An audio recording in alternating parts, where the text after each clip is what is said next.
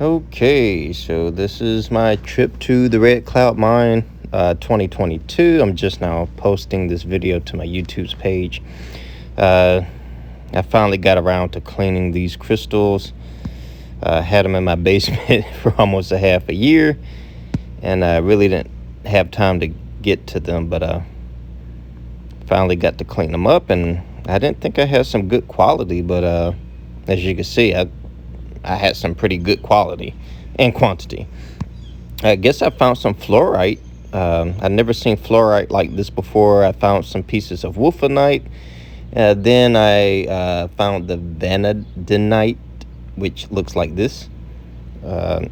Again, when I was picking through this, I seen the red clusters, and I was like, I just threw it in my bag, and I really didn't care about properly like putting bags around it to protect it. I just threw it in the bag, thought it was junk. You can see this is like wolfenite mix, but came out pretty good after, especially the cleanup. Of course, I probably shouldn't have sat it in iron out, but I did. I really didn't care, but hey, it worked out. And then I used my little mini tile pressure washer to kind of get some of the other dirt in between out. But I did it very carefully so I wouldn't damage too much of the crystals, because they are kind of fragile. And this is what it came out to be. Very happy with the results. Oh, almost dropped that one. It would have hit the grass anyway, so who cares?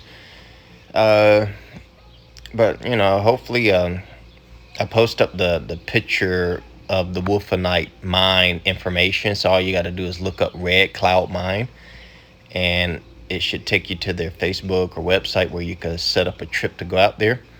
I did this trip because the crystal collector was there, Brian Major, and I was afraid that this mine might close down soon or at any moment.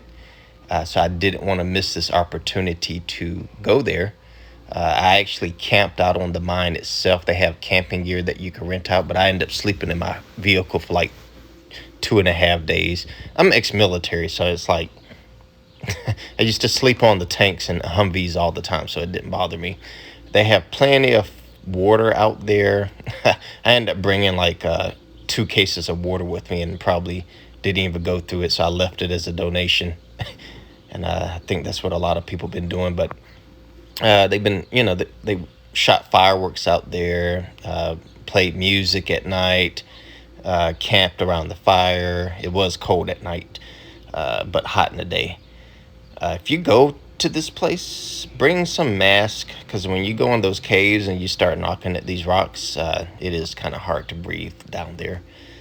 And I should have brought like some better chisels with me, but I think I did pretty good for what I got. I'm just showing you guys the better pieces that I got. All the little thumb side pieces I just kind of pushed off to the side. But I just wanted to showcase what you can find there. And like I said, I was really interested in this cool looking fluorite looking piece. I didn't even know they had fluorite out there like this, because nobody really showcased it. They just went after the wolfenite and the vanadinite and I guess UV fluorescence, which I'm not really interested in, because I'm not going to be shining a UV light on these rocks all day. That's caused a lot of energy. But yeah, I enjoyed myself out there. I think it's like 3 different locations you could go to at this mine. It might be 2 spots that you're allowed to dig in now. But they would talk to you about how that all works out. And I think I got a video of me like venturing down into the mine and venturing out to like the cliffside where you could get the not pyrite, but the fluorites. So and you can also YouTube videos, and you'll probably find crystal collector and the crystal couple or camping couple and some other people who's been out there before. Oh, the dirt road. Don't get me started. I had a rental car, and I believe it was a all-wheel drive, but it takes a good 45 minutes to get back there. and then another 45 minutes to get back to the main highway. And I almost ran out of gas because I flew in from Phoenix or Chicago to Phoenix. Oh boy, it was scary because I had to catch a flight out and I almost ran out of gas. So you want to make sure you got your vehicle full of fuel, that you take the correct road to get there. They're going to tell you which road to take and which dirt road not to take. I took the correct road, but it was still some tight turns, and you just have to take your time. But I did drive a car back there, or a mini SUV, and I made it. So it's possible. I think a few people got lost back there that they had to go pick up with their four-wheeler. Trying to think anything else that might have happened back there. We've seen a few wildlife, some goats, and some other creatures back there, some coyotes, but they didn't bother us. Like I said, the food, you could bring your own food. You could cook it on there. They have refrigerators back there. They have a shower for you could take showers every night, which is a must because you're gonna get dirty with a D and a T. But yeah, they have bathrooms there. Trying to think what else. They have a barbecue grill, so if you want to barbecue and grill out, they got that. And I think what was it about? I was about to say, lost my train of thought. About the phone signal. Forget about it. You're not gonna get a phone signal back there unless you have some type of special antenna.